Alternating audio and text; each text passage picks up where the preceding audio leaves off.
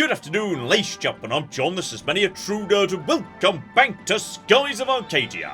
Where last time, we returned to Crescent with a brand new moon crystal in our hand, and as you may be able to see, yes, there have been some rather exciting, sexy changes at Crescent. The builders have been busy while we've been away, so okay, how about we, mosey in and have a look-see at our brand new base.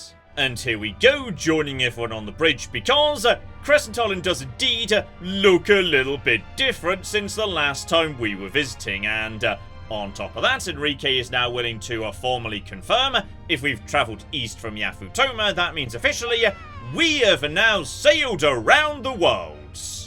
Which is now therefore marked as a discovery we can sell at the Sailors Guild like any other. So there we go. I am now officially marked down in history as the first person to travel around the world.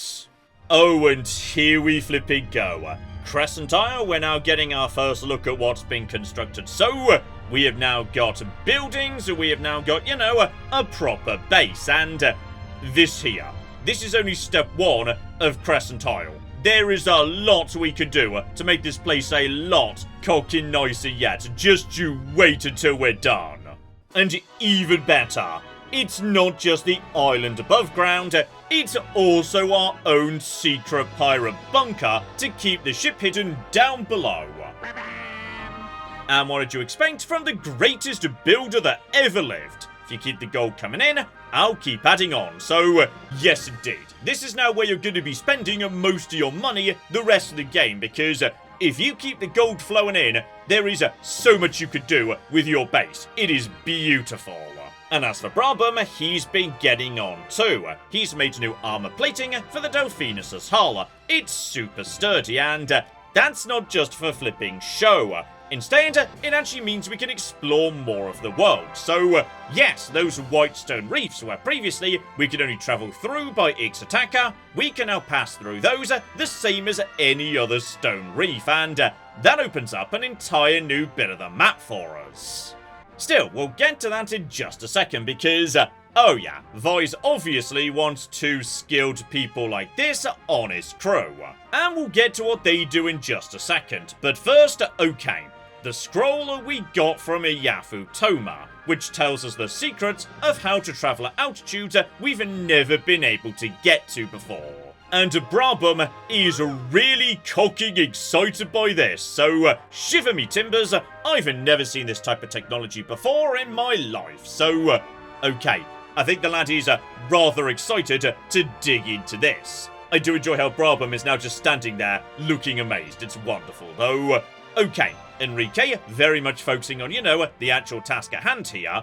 We need to figure out what we're doing next. And I knew someone would say that. That's why I built a meeting room into the wall of the cliff. You could do all your planning from there. So, right, we've got a proper conference room with a really nice view. I love it.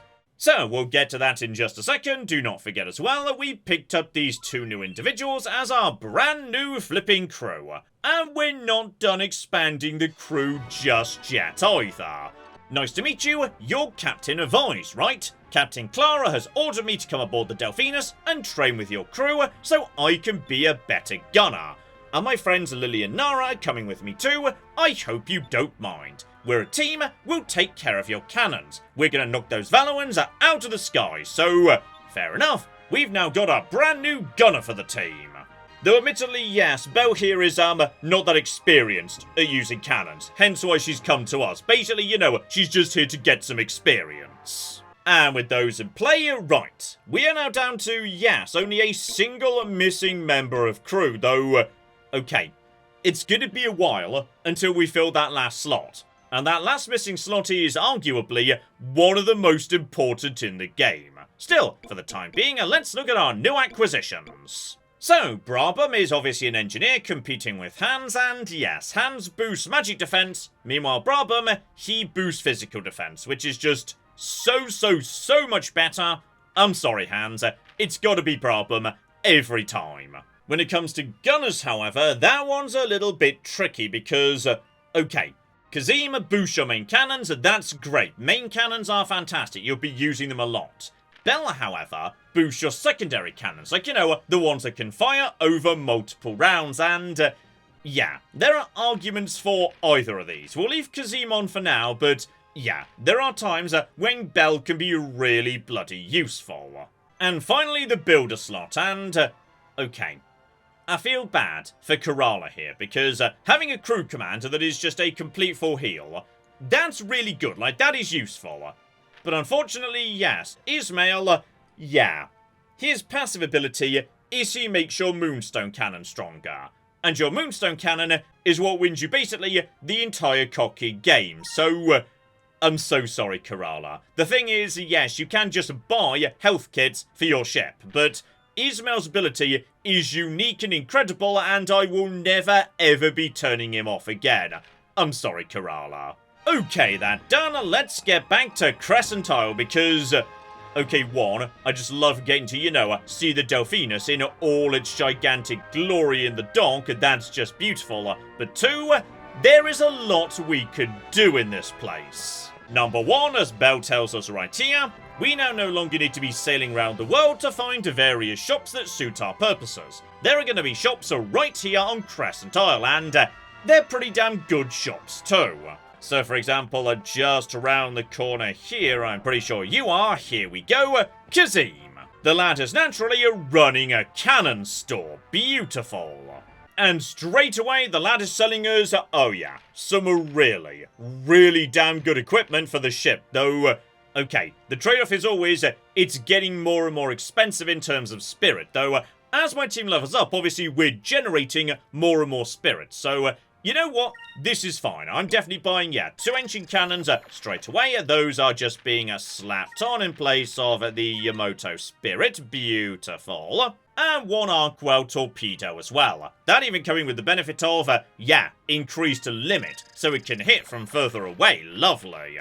The secondary cannon, though, I think we could do without. So, yeah, magic cannons on this occasion, it's, weaker, but more accurate. And as a result, I think we're probably better with the cannon I've got. Ah, yes, and this here is why ultimately Kerala is, a little bit disposable next to Ismail on the crew. Because, okay, at this point of the game, I can buy an item that does precisely what she does. And with that done, let's mosey up to the surface, because, oh, it's just so bloody nice to finally have my own cocking base. Oh yeah, this'll do as a starting point, especially this building here, with the ramp and the multiple levels and, oh, that's a nice balcony. Looking out onto, the lake and obviously whatever flag you pick, that's flying right there, so, oh yeah. I could deal with this, though there is a lot we could do to make it even bloody nicer yet. It's just so bloody lovely to mosey around your own island and, catch up with everybody while they're all hanging out together. So, there's just a whole bunch of crew chilling out here in what's apparently the mess hall or whatnot. And here we go, for, speak to various people, we start getting the impression that, yes, there's a lot more we can do here. So, guys, this is a really nice tavern. I wish I could serve Yafutoma food to everyone on the islands. But unfortunately, not just yet. I guess that's impossible without renovating the kitchen. So, alright, don't worry about it. I just missed my kitchen back home. Don't you worry, Urala. I really cooking like Yafutoma architecture, so, alright, how about we just, mosey out of here and go and find Kerala. Alright, you are a builder. That old Ismail really is something. Just watching him makes me want to start building things for you. So, how about it? It'll cost some gold, but I guarantee a job well done. I can't just sit here while Ismail has all the fun, so, oh Kerala, let's flip it go. What are the options? So, living quarters at 2,000 gold, a tavern at 1,500, and Khalifa's tent that you're standing next to, 1,000 gold. Okay, that feels very low priority. Your sister was literally just asking for a new kitchen, so you get on with the tavern, please. Marvellous. And, I mean, I'm gonna be honest, 1,500 gold is nothing. Flipping bargain, Kerala. And as for the rest of it, right, the bigger building is, yes, living accommodation, so, okay, I'm gonna be honest, that's, slightly cramped, I'll admit. Like, my entire crew appears to be mostly living on hammocks, just all squeezed into a single corner. Bit on the unpleasant side, but no one seems to be, like, complaining just yet. Don't worry about me, though, because obviously, we've reserved the nice rooms upstairs for me and my core team. So, over on the left, we've got my room, so all of a sudden, yes, if I want to take a rest, I no longer need to pay for it. I can just come back here and have a nice sleep anytime I want to. Not just now, though, we'll keep on keeping on. So, okay, next door I believe we have got Enrique, and, alright, if we just, mosey into his room, hang on the desk right there, Enrique has got a picture of Mogi on his desk, so, oh, Enrique, you are a bit sweet on the young lady, aren't you?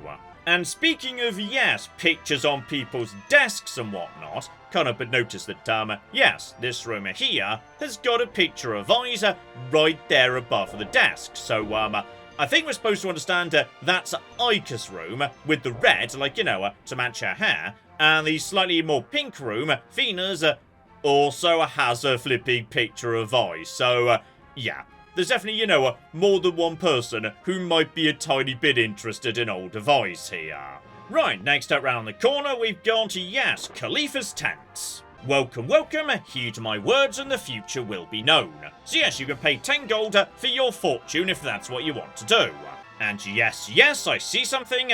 In this world, there are 3 special chams called Biric chams. You never know where you'll get them from, so make sure you're nice to people. They might surprise you with a gift. So, basically, this is just a built-in hint system. If you ever want, like, a bit of an idea as to what you might want to turn your attention to next, Khalifa might be able to point you in an interesting direction. And maybe most importantly of all, yes, this direction over here, what used to just be an empty cave the first time we're passing through. And speaking of passing through, you may or may not have noticed in the background, the music that now plays in Crescent is the same music that was playing when we first arrived. It's just been remixed into a much happier version, and I think that's cocking lovely. But yes, this cave here is now basically our brand new shopping area. And this is the moment when you start being really bloody happy you brought Osman along, because Osman is a box salesman. She will sell you, Piri boxes, Crystallis boxes. I love a Crystallis box, never gonna say no to that. But, far more excitingly than that, if we just, speak to Osman and make sure you speak to everyone round the island, this shop is a bit dull for my tastes. I want a bigger shop. A shop that is more befitting of a merchant as grand as myself. For 2 grand, I can remodel the place, and, oh yeah, you want to give her that 2 grand straight away. You've got great taste, Captain. I use my looks to try and scare up a few new items.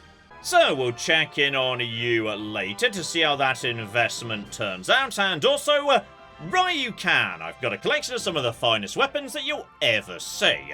And I'm sure you do, Ryukan, but there might just be more we can do with you as well. Captain, I'm a bit tired right now. My youth is escaping me. If you return later when my strength returns, I shall forge you a blade worthy of legend. So, okay, we'll get back to you later, though. There's a good chance, yeah, just his starting weaponry.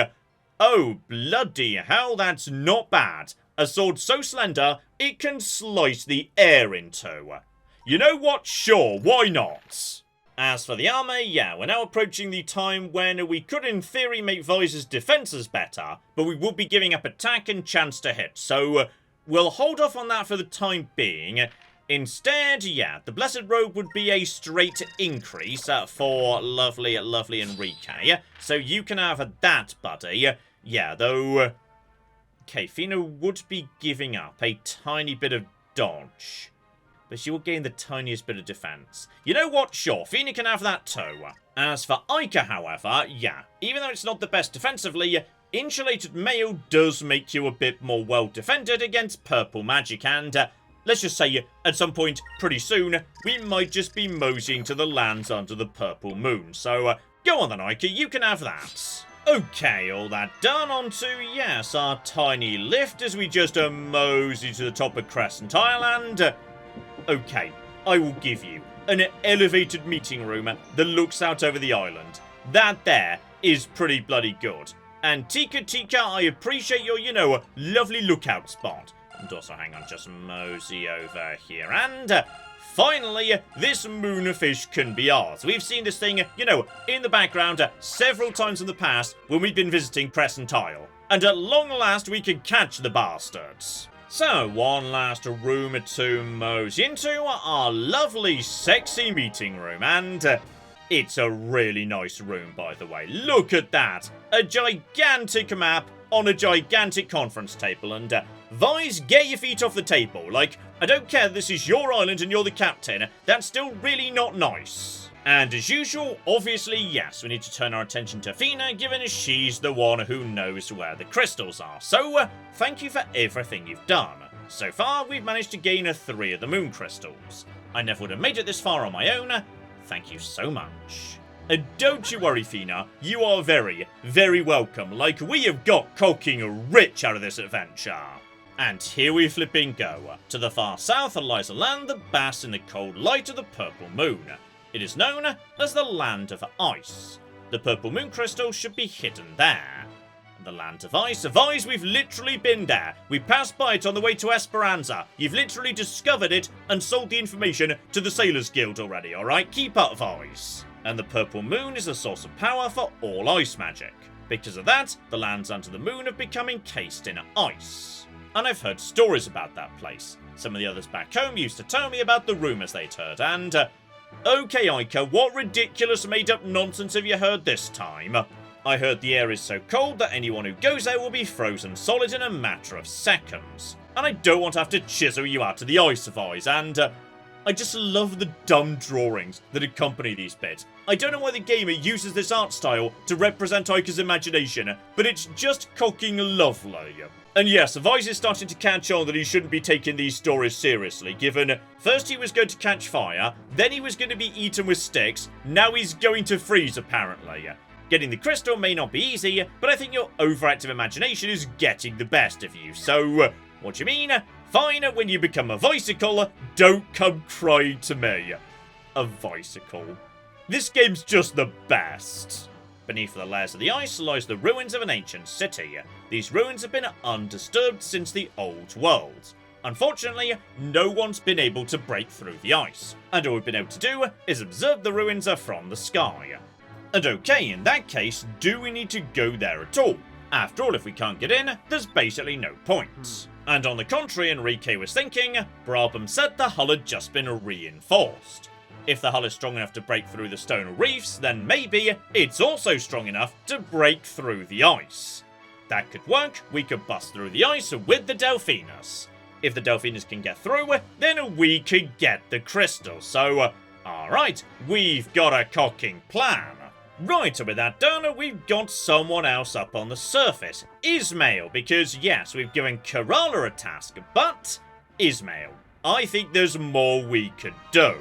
So okay, while Kerala is working on, yes, the tavern, how about you give a go to a reworked living quarters? Because I do feel a bit bad about, you know, everyone living in tiny, tiny hammocks down at the bottom. Okay, that's pretty much all we can do here for now, so in which case, back to the ship, Vise. And at this point, the world is very much our oyster, because yes, we've got the lovely lands of ice dotted around here, though, you know, if you're a smart cookie, you may well have figured that to get to the lands far to the south, going south is not always the sensible way to go.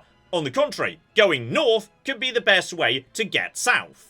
Alternatively, we were told by Brabham, of course, we can now penetrate the stone reef, and this basically opens up this bit of the sky, because previously, yes, the dark rift, we can't go through that kind of, you know, goes in this direction, and the white rift is right here. Then, of course, you can see it concluding down here instead. So, yes, this bit of space here, and the tiny bit right there as well, that's now available to us too. Brand new bit of sky we simply couldn't get to, but it's been a while since, you know, we've been in mid-ocean, so we are swimming in a big old pile of moonfish to turn in. So step one today, let's mosey in that direction. Ooh, and before we check in with Doc, here's a rather fun tiny bit of information we get from, yes, some circling merchants and whatnots. According to this merchant ship, they've reopened the route to Cape Victory.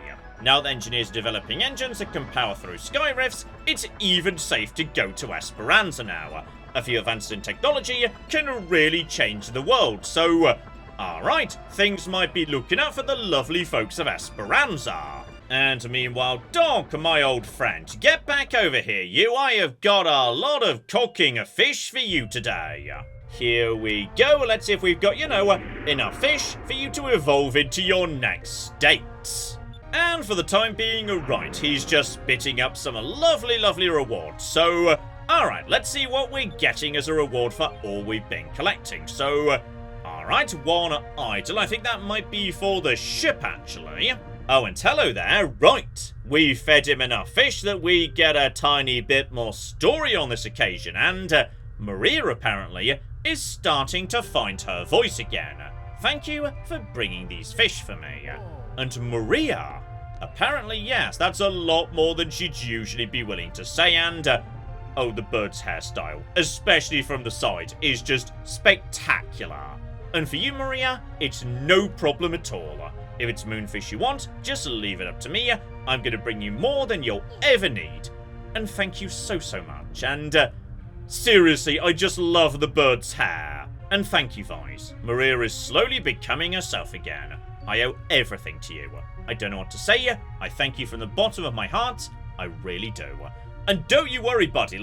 Your fish has vomited up some really, really damn nice rewards. Before we get to that, however, you remind me of a man I used to work with. He was a lot like you. Honest, kind, the kind of guy that everyone likes. Well, he was a bit more refined than you, though. His name was Ramirez. I hear he's been promoted to the position of Admiral in the Valoran Armada now. And okay, I bet you weren't expected to get more Ramirez information out of this guy, but as it turns out, do not forget, he used to be a doctor on a Valoran boat. And Doc, can you tell us a bit more about what you know about Ramirez? After all, the entire point is, Fina doesn't know what it was that changed him into the person he is today. It was a long time ago, back when I was still working for Admiral Mendoza in the Valoran Armada. We were sailing around mid-ocean when we encountered a ship of the likes we'd never seen before. And aboard that ship was Ramirez. He was an odd fellow, to say the least. I distinctly remember the clothes he had on. Very unusual, and I won't deny, I love the Sylvite style clothing he's got in this drawing. We never actually get to see him wearing anything of this nature, but I think that's super snazzy. But Ramirez turned out to be as intelligent as he was good with a blade. Admiral Mendoza grew to like him rather quickly. Admiral Mendoza saw he had potential and began training him to become an officer of the Valoran Armada. He had high hopes for him. We were all surprised about how little he knew about the world, but he was so honest and so sincere that everyone loved him. And I too was glad to have a crewmate who seemed trustworthy, someone I could call a friend. So okay, by the sounds of it, yes, this sounds much more like the Ramirez that used to be best friends with Fina. And Ramirez, from this day forth, you are a member of the Valoran Armada. Hold your chin high. And thank you very much for all your help, my lords. Way to go, Ramirez. I always knew you'd make the cut. And thank you too, Doctor. Oh, come on, you could stop calling me Doctor all the time. Everyone just calls me Doc. And apparently you two never change. I just want to let you know, you two are like sons to me. The sons I never had. I hope I can count on you as my right-hand man. And my lord, you're being a bit greedy there, aren't you? My lord already has 2 lovely daughters of his own, and yet he wants sons too. That's not what I mean. All I'm saying is, you two can count on me as you would do a father. My lord, I thank you. You don't know how much that means to me. So alright, that's the end of the flashback. No immediately obvious answers there, but, bare minimum, we're starting to put together a picture of Ramirez's backstory. Lovely. And who would have thought that Doc and Ramirez used to be best friends? And there we go, Maria's bell rings in the background, so, okay, she's improving, but she still needs the bell on occasion to draw Doc's attention. Also, Doc, come back, buddy, we're not done yet. I had so many more fish for you. There were so many fish in Yafutoma. Right, let's get a few more bits and pieces out of the bird, and let's see what we've got on this occasion. So, the ghost mail, that does sound cool.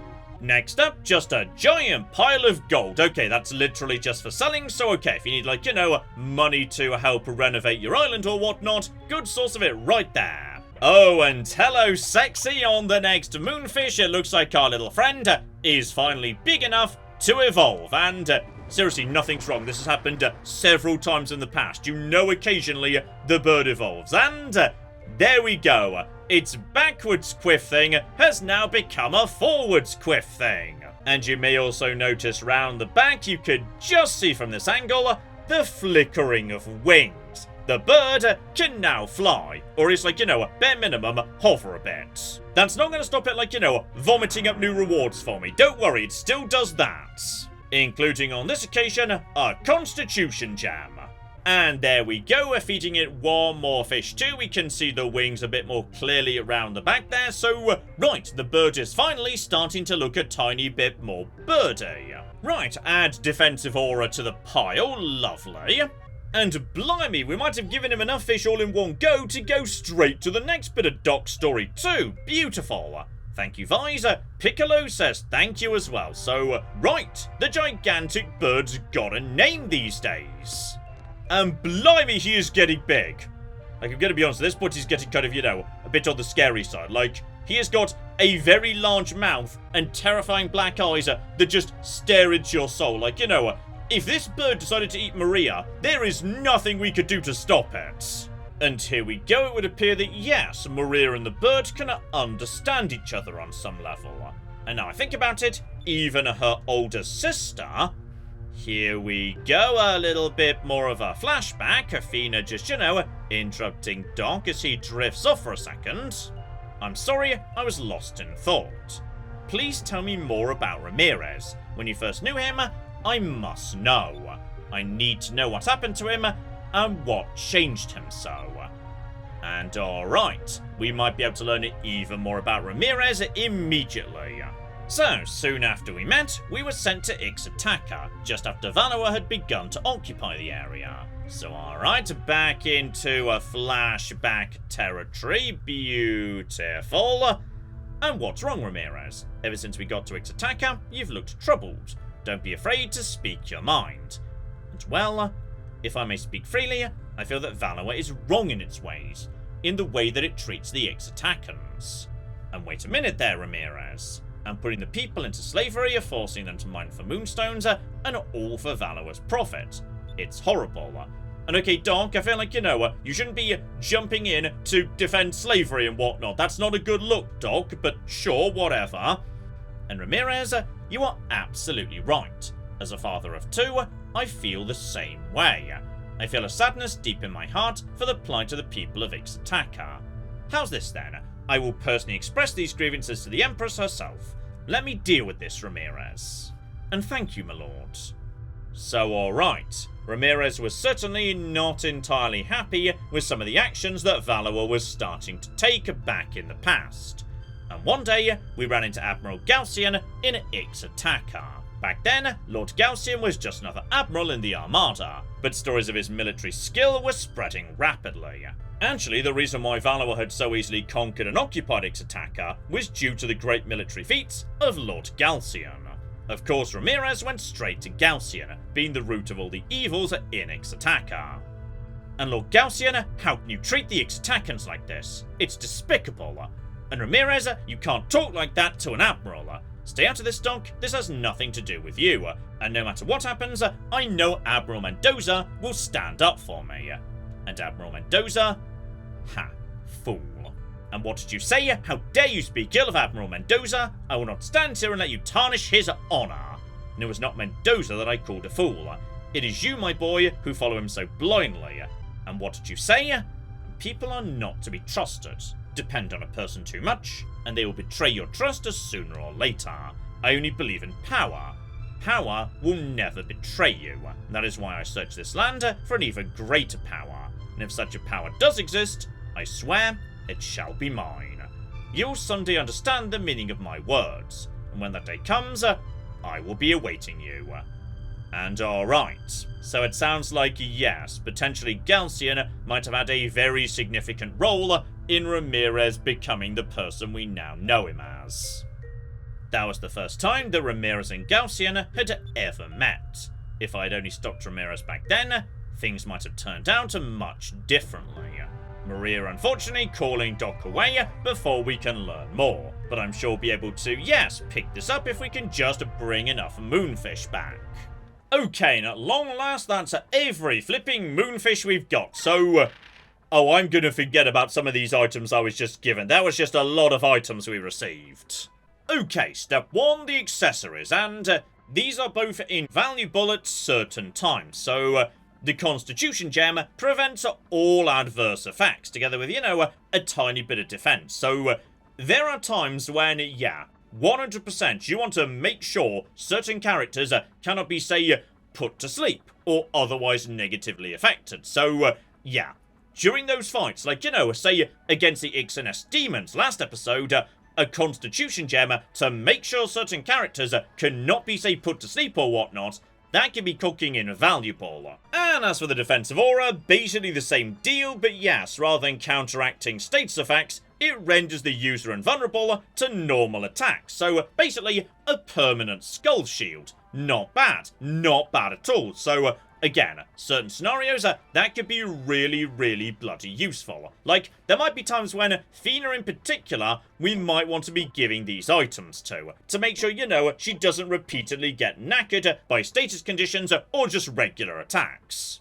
The Ghost Mail, on the other hand, yes, unfortunately, that's kind of fallen behind the times. So, yeah, that's kind of nowhere near as good as the equipment we've already got set in all our characters. And finally, the Magilek idol, and okay, I'd forgotten about this. This is, deeply, deeply weird. So, yes, this item is specifically described as one of 3 lost sacred figurines that Pinter is looking for. So, you know, based on that description, you might reasonably assume that Pinter, when he's like, you know, on your bridge as an active crew member, might be interested in, you know, discussing the item you've just picked up there. And he absolutely 100% does not. Like, I think possibly this was going to be something in the game that didn't quite make it into the final cut, because Pinter does not care in the slightest. Instead, he just, you know, gives you fun tidbits of information, like how the Sultan sends a personal retainer to the lands of ice once a year to bring back as much ice as he can. Or at least, like, you know, he did,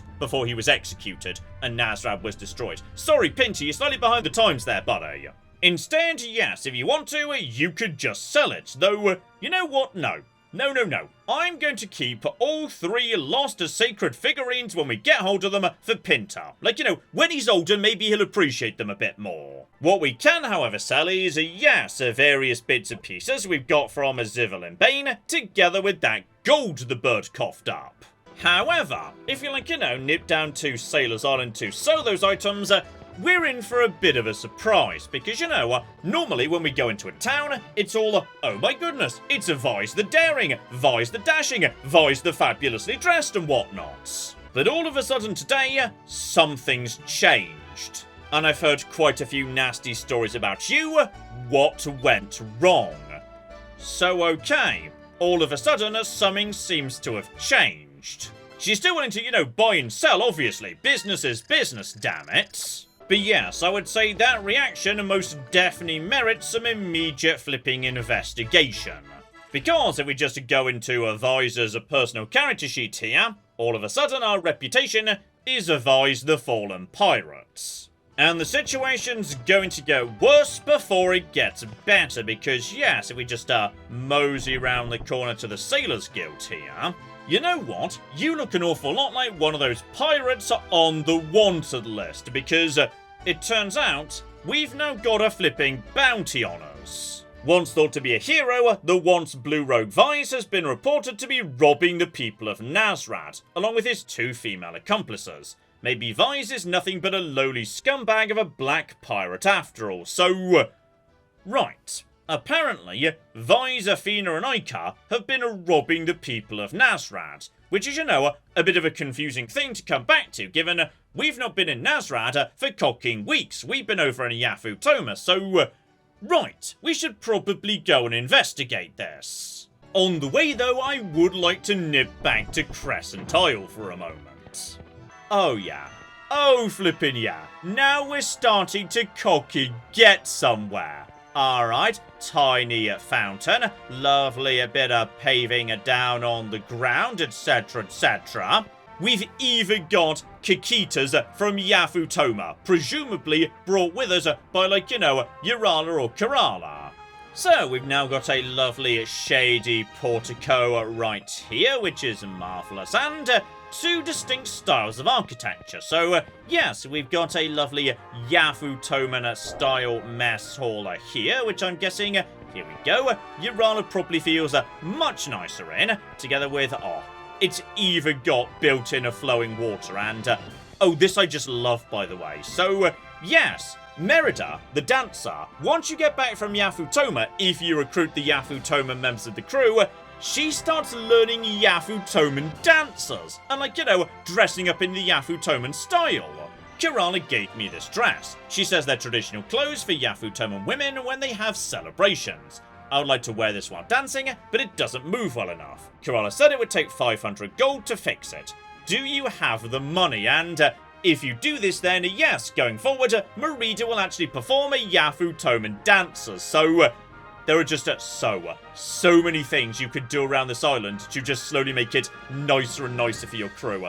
And I cocking love it. And I will give you these new bunk beds with, like, you know, curtains and whatnot. That is better. Like, you know, everyone's still a bit too close for comfort, but bare minimum, there is a tiny bit of privacy now. That's better. Oh, and here we flipping go. Our adventurer Pinta has found a lot of islands where some really interesting animals live. Where is the island, you ask? It's a secret. But if you're only interested in the animals, I can bring some back here. So, we could have something cute from the east, or something colourful from the south, or something scary looking from the west. So, okay, how about cute from the east, and maybe we'll try something else out later. So, you even get to select what pets you want on the islands. Like, there is so much customization here. I love it. Right, and finally, with this work complete, back to my builders. Because now we can start doing, yes, either remodeling or alternatively decorating.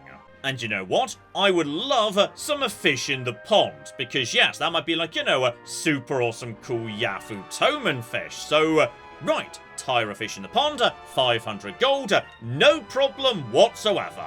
And as for Ismail, okay, how about you, buddy? Yes, just replace Khalifa's tent and see how I feel about that style of architecture. Still, that's enough base building for now. Probably best we get back to Nazrad to investigate the mystery going on over there.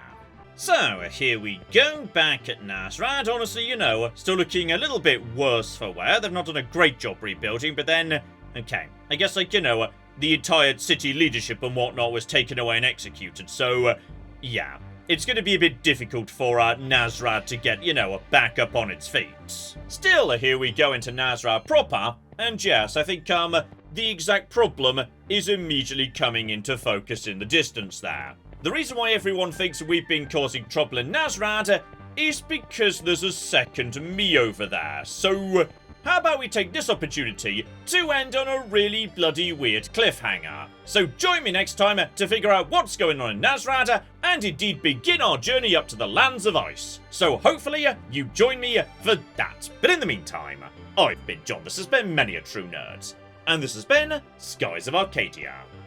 Thank you very much, and goodbye. If we just hide the bodies, nobody needs to know about this. Yes! My stupid plan has worked! It turns out I'm a genius! The giant rat scorpion is not gone! Oh, hang on, there's more yet though, I'm still being very shocked. Guys, where's the NCR?